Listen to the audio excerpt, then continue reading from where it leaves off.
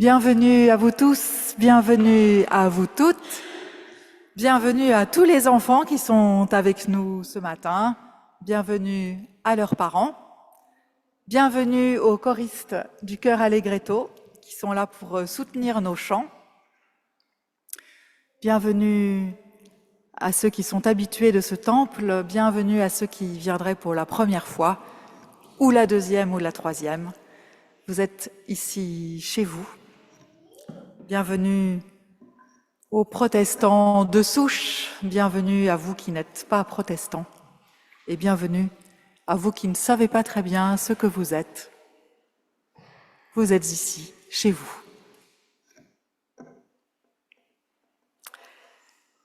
Et nous écoutons la bonne nouvelle que Dieu nous adresse. Qui que nous soyons, d'où que nous venions et où que nous allions, Dieu nous donne sa grâce et sa paix dans notre cœur et dans notre vie, par son Fils Jésus, le ressuscité. Amen.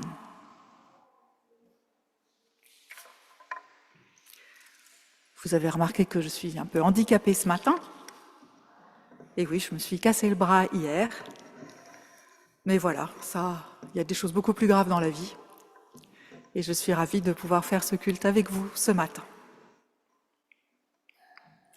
Et nous allons prendre un moment, justement, pour laisser de côté les contrariétés, les gros soucis ou les malheurs de notre vie et du monde, et pour remercier le Seigneur.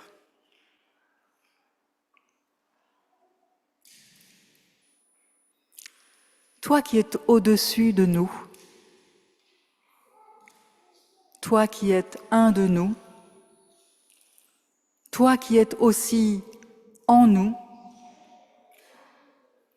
fais que tout le monde te voie aussi en moi, que je prépare le chemin, et qu'alors je te remercie de tout ce qui m'arrive, et qu'alors je n'oublie pas la misère des autres.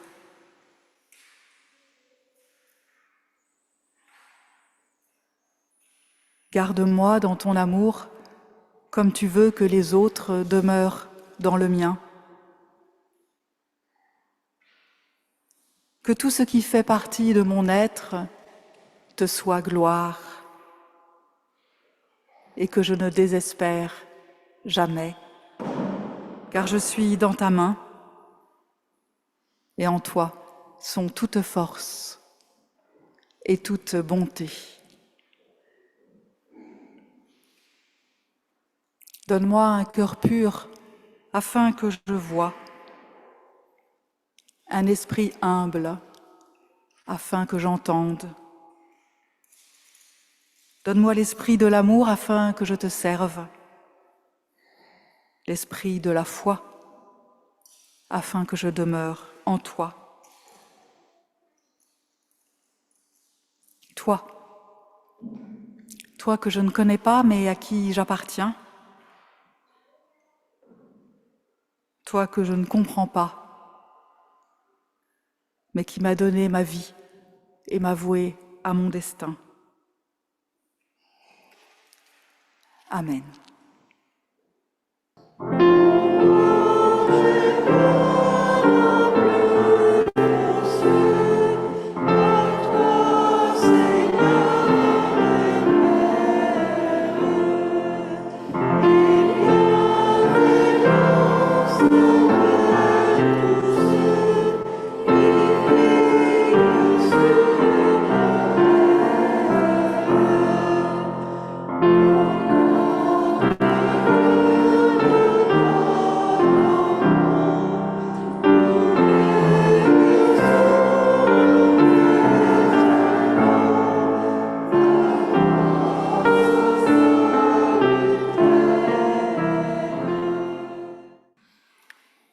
Nous allons maintenant nous présenter à Dieu comme nous sommes, sans rien lui cacher, en enlevant nos masques et notre phare. Nous allons lui dire ce que nous pouvons dire à personne d'autre, peut-être même pas à nous-mêmes. Seigneur, toi qui réconcilies les contraires, la force et l'humilité, la vie et la mort, viens me réconcilier avec moi-même. Libère-moi de mes lâchetés, de mes égoïsmes. Je me sens brisée, désarticulée, divisée, éparpillée. Je ne m'aime plus et ça ne m'aide pas à aimer les autres. Mon péché a tout fané, même l'arôme du café, le rire des enfants, la rue qui s'éveille. Seigneur, j'ai trop mal. Viens me réconcilier avec moi-même, avec ton rêve d'amour sur moi. Purifie mon cœur et je retrouverai la joie de dire merci pour chaque miette de la vie. Amen.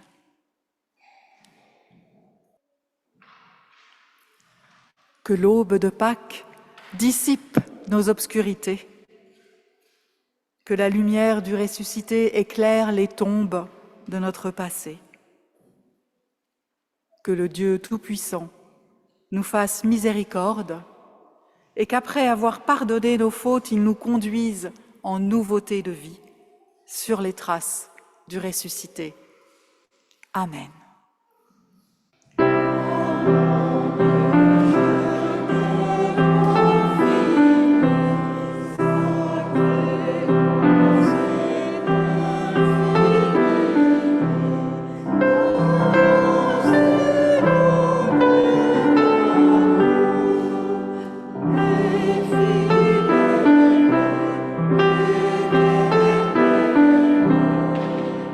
Avant d'ouvrir la Bible pour y lire le texte sur lequel nous allons réfléchir ce matin, nous prions. Notre Dieu, nous te prions de renouveler nos vies et de les rendre claires et belles sous la lumière de ton évangile. Que ta parole nous atteigne au plus secret de nous-mêmes. Que ton amour emporte nos volontés défaillantes ou rebelles. Que ta joie nous attende au terme de tous les chemins. Amen. Et nous lisons dans l'évangile de Jean, au chapitre 15, les versets 9 à 17.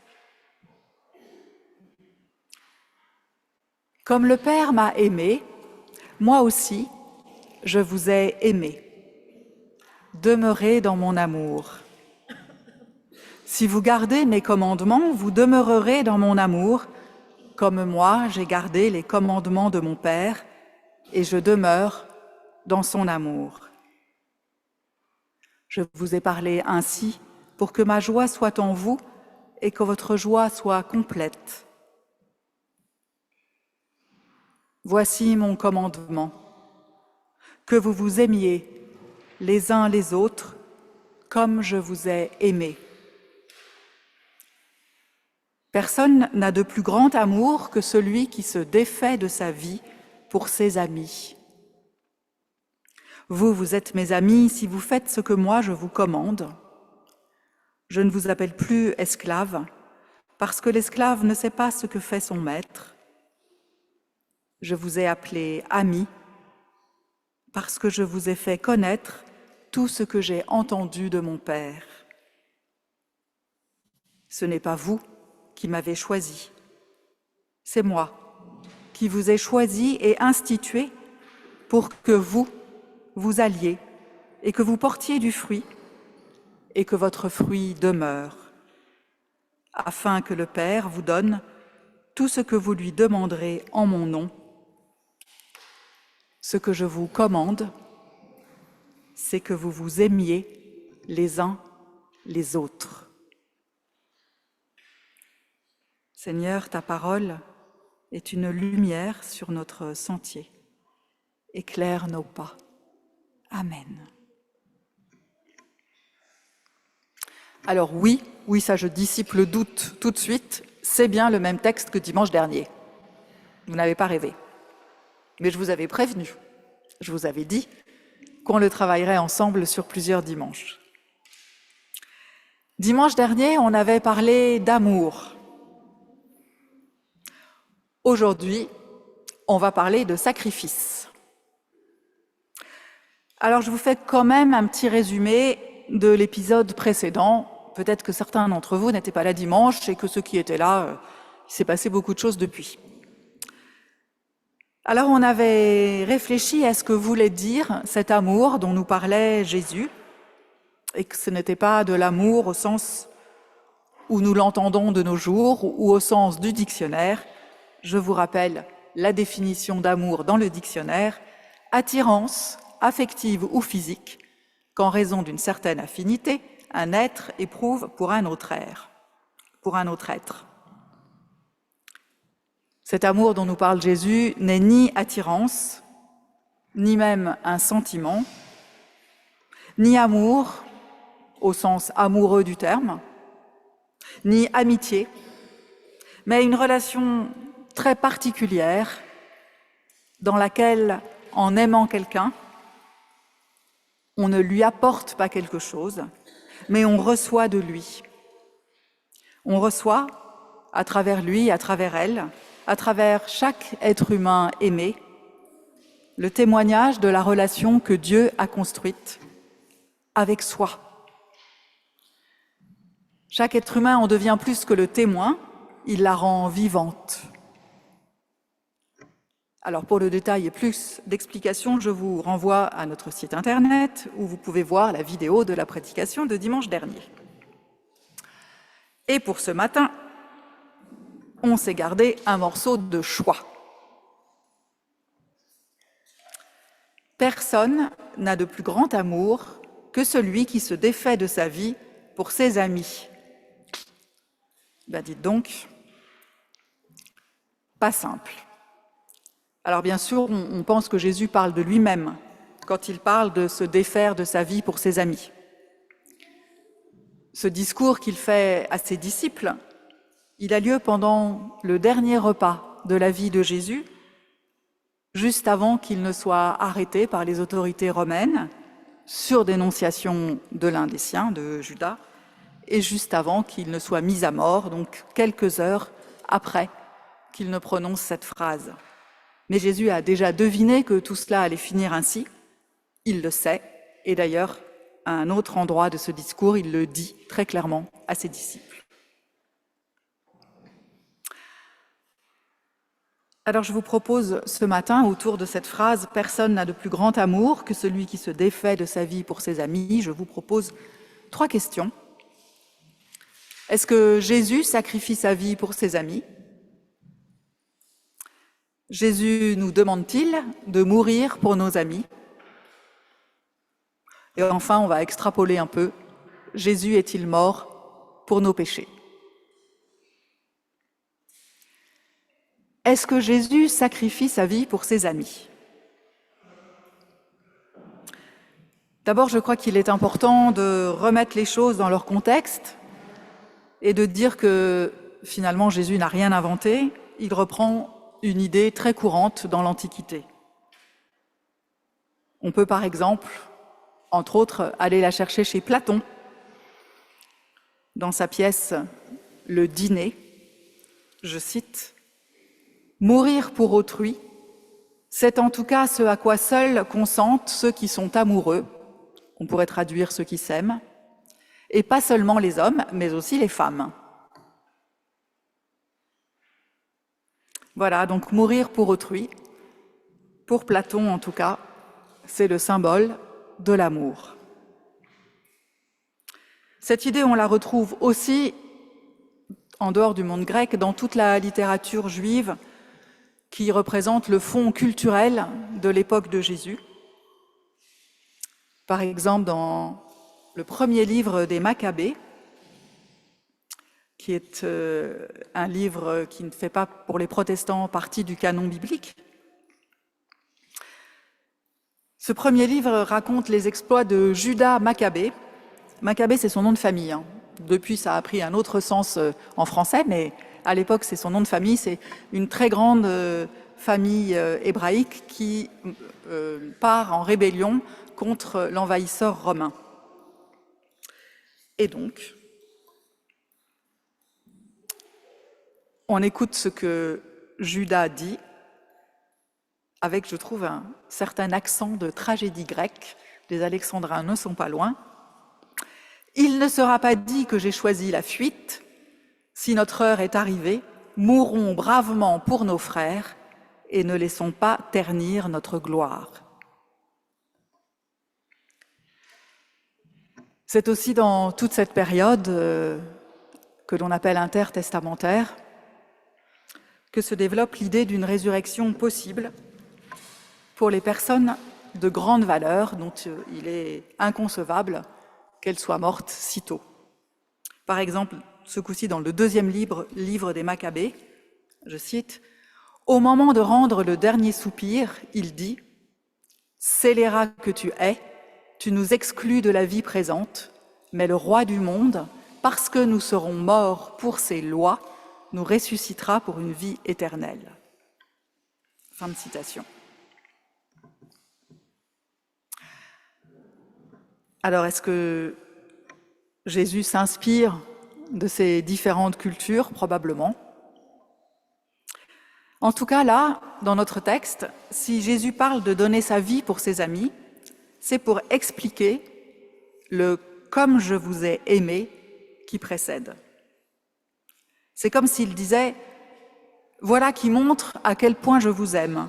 Je vais être mis à mort parce que je refuse de vous abandonner et de trahir la cause que j'ai défendue avec vous, pour vous. » La mort de Jésus, c'est le témoin de l'amour et de la fidélité qu'il a développé pendant sa vie. Mais cet amour et cette fidélité existaient complètement avant sa mort. Ce n'est pas par sa mort qu'il honore ses amis ou qu'il les aime. Ce n'est pas dans sa mort que se réalise son amour, ni pour ses amis, ni pour nous d'ailleurs. Jésus nous demande-t-il de mourir pour nos amis? Alors pour expliquer le recours à ce concept de donner sa vie pour ses amis, il ne faut pas oublier que dans le contexte très conflictuel dans lequel s'écrit l'évangile de Jean à la toute fin du 1er siècle de notre ère, il est vraisemblable, certains je pense, qu'il y ait eu des situations où la fidélité à son groupe, à ses amis, à ses valeurs, à sa religion, entraînait un risque de mort, en particulier pour les chrétiens. Et de nos jours, c'est encore le cas dans certaines régions du monde pour les chrétiens. Mais n'oublions pas que ça l'est encore plus pour d'autres religions, au premier rang desquelles l'islam et le judaïsme, ou même pour des groupes de population sans que la religion soit forcément au premier plan. Je suis sûre que vous suivez toutes les actualités du monde et que je n'ai pas besoin de vous faire un dessin. Mais cela ne veut pas dire que c'est un but en soi de donner sa vie pour défendre ses valeurs, ni que ce soit un objectif idéal à atteindre, comme une sorte de sanctification. Je ne crois pas que Jésus nous demande ici de mourir pour nos amis. C'est juste que parfois, ce sont des choses qui arrivent, c'est une réalité, et l'évangéliste Jean, qui a dû croiser ces réalités, essaye plutôt de donner un sens a posteriori aux personnes qui ont perdu la vie en raison de leur foi chrétienne. Et peut-être, je crois aussi que Jean essaye de donner un sens à la mort du Christ en croix. On avait vu dimanche dernier que le « comme » de « aimez-vous les uns les autres comme je vous ai aimé » peut être entendu au sens de « aimez-vous les uns les autres, puisque je vous ai aimés ». Il ne s'agit donc pas de faire comme Jésus. Ce n'est pas une apologie ni du suicide ni du sacrifice, mais il s'agit de mettre du sens dans cet événement effroyable qu'est la mort de Jésus en croix. Il nous aime tellement qu'il n'a pas hésité à vivre jusqu'au bout l'aventure de l'annonce de l'Évangile qu'il vivait pour nous. Mais cela nous pousse tout de même à nous demander quel est le prix de notre vie. Est-ce que ce qui donnerait du prix à notre vie, ce serait de la donner pour ses amis, pour quelqu'un qu'on aime? Est-ce qu'on aimerait vraiment que si on est prêt à donner sa vie pour la personne qu'on aime? Moi, je crois qu'on aide rarement les autres en étant mort. Et qu'en dehors de situations tragiques, exceptionnelles, l'amour et la vie ne sont pas en concurrence, bien au contraire. D'ailleurs, l'Évangile est là pour nous le dire. Ta vie compte et vaut la peine d'être vécue.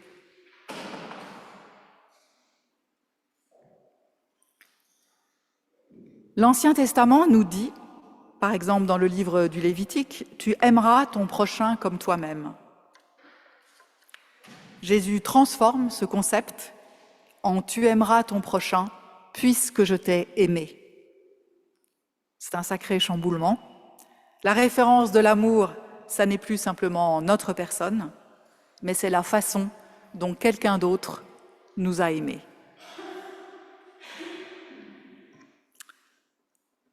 Et puis, Jésus est-il mort pour nos péchés?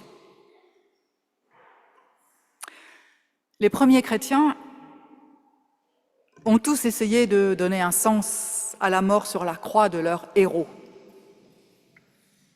Et déjà, dans les premiers temps de l'Église, plusieurs interprétations de cette effroyable mort se sont distinguées. Chacune s'appuyait sur des éléments différents de l'Ancien Testament et ou de la culture ambiante, grecque en particulier. Et l'idée que ce soit grâce à la mort de Jésus, du fait de la mort de Jésus, que Dieu pardonne nos péchés, cette idée est très présente dans la Bible, chez Paul, un peu chez Marc, mais pas chez Jean, et notamment pas ici, dans notre passage, où on voit bien que ce n'est pas du tout de cela qu'il s'agit. Alors, à une autre occasion, nous réfléchirons au sens de ce concept de sacrifice de Jésus pour nos péchés développé par Paul et par Marc. Mais là, on va s'arrêter sur Jean. Et je dois dire que, pour ma part, en y réfléchissant bien, de plus en plus, malgré des siècles de doctrines religieuses largement argumentées, je ne vois pas comment le Dieu dont nous parle Jésus-Christ pourrait exiger la vie d'un homme pour accepter d'en sauver d'autres. C'est contraire à tout l'Évangile. Par contre, lier irrémédiablement notre vie et celle de Jésus, dire non pas que Jésus meurt pour nous, mais qu'il vit pour nous, alors là oui. Et cette idée, le théologien Xavier Léon Dufour l'exprime très bien. Il l'appelle la dimension communautaire de la personnalité de Jésus, la dépendance foncière qui caractérise chaque être humain dont le salut provient seul de Jésus. De Jésus, pas de la mort de Jésus. Parce que finalement, le plus beau cadeau que Jésus nous ait fait, ce n'est pas de mourir pour nous, c'est de vivre pour nous. Et si nous n'avions pas les évangiles pour nous parler de sa vie, de tout ce qu'il a fait, de tout ce qu'il a dit, sa mort n'aurait aucun sens particulier. S'il n'avait pas fait tout ce qu'il a fait, vécu avec ses disciples, traverser avec eux tous les événements que nous rapportent les évangiles, captiver tant de foules, eh bien, même sa résurrection, à supposer qu'elle ait quand même eu lieu, personne ne s'en serait aperçu. Acceptons donc la vie de Jésus. Acceptons la vie de chacun et de chacune. Acceptons notre vie comme le plus beau cadeau que Dieu nous a fait. Ne nous méprenons pas, je ne veux pas du tout dire que la vie soit sacrée et qu'il faille supporter tout ce qu'elle nous apporte dans un esprit de sacrifice. Puisque Jésus nous aime, ayons le courage de prendre notre vie à bras le corps pour en faire ce que nous pouvons faire de mieux, pour nous, pour les autres, avec les capacités qui sont les nôtres. Frères et sœurs, chers amis, vivons pour nos amis, vivons les uns pour les autres. Il sera bien temps un jour de mourir. Amen.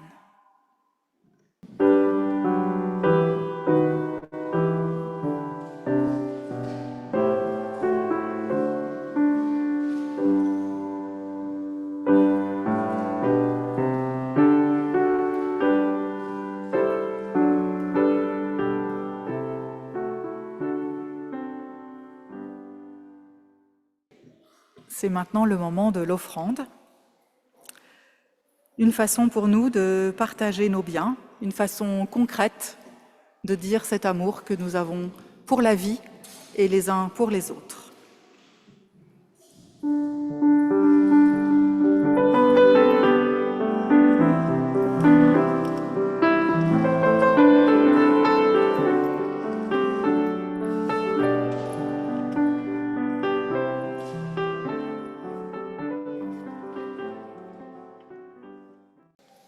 Et nous écoutons Philippe pour la prière d'intercession.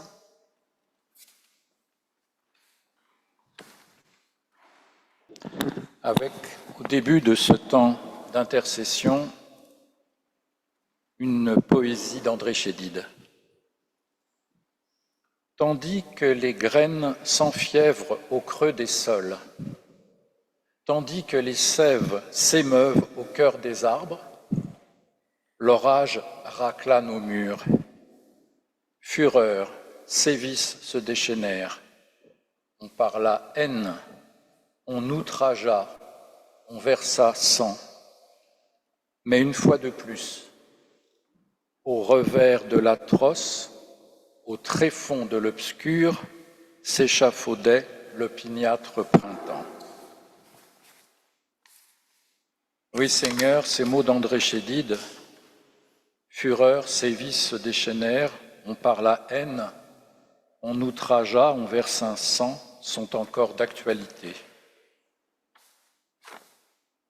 Nous prions pour Toumaj Salehi, jeune chanteur de rap iranien, condamné à mort pour avoir dénoncé les injustices et les pratiques du régime, et pour toutes les femmes et hommes qui résistent. Nous prions pour Eden Golan, jeune chanteuse qui représente Israël au concours de l'Eurovision, menacée par la bêtise, l'ignorance et le projet politique déterminé de certains. Nous prions pour les familles d'otages détenus en Palestine, pour leur libération le plus vite possible. Et nous prions dans le même temps pour la population palestinienne innocente qui souffre de bombardements et de blocus, victime du cynisme et des petits calculs du Hamas et du gouvernement israélien, qui, paradoxe, semblent avoir besoin l'un de l'autre finalement. Prions pour l'Ukraine et aussi pour ceux qui en Russie sont opposés à la guerre et qu'on empêche de s'exprimer. Nous savons aussi qu'il y a des femmes et des hommes qui rêvent de paix et agissent à travers la terre pour la justice et la fraternité. partout, au proche comme au loin. Et puisque ces jours derniers nous font penser à l'été et que nous avons envie de prendre du temps dans un jardin, un parc ou à la campagne, le murmure d'un petit cours d'eau, le chant d'un oiseau sont peut-être aussi messagers du souffle de l'Esprit. Amen. Et maintenant, unis à tous nos frères et sœurs en Christ, avec ton Fils Jésus, nous te disons, notre Père qui est aux cieux, que ton nom soit sanctifié, que ton règne vienne, que ta volonté soit faite sur la terre comme au ciel. Donne-nous aujourd'hui notre pain de ce jour. Pardonne-nous nos offenses, comme nous pardonnons aussi à ceux qui nous ont offensés. Et ne nous laisse pas entrer en tentation, mais délivre-nous du mal, car c'est à toi qu'appartiennent le règne, la puissance et la gloire pour les siècles des siècles. Amen. Et nous recevons la bénédiction de Dieu pour être chacun et chacune une bénédiction les uns pour les autres. Le Christ est ressuscité. Il marche à tes côtés, il partage tes chemins. Il pose ses pas dans les siens, dans les tiens. Que la lumière du ressuscité éclaire ton présent et ton passé. Que le rythme du ressuscité, que le souffle du ressuscité rythme ta journée et tes repos.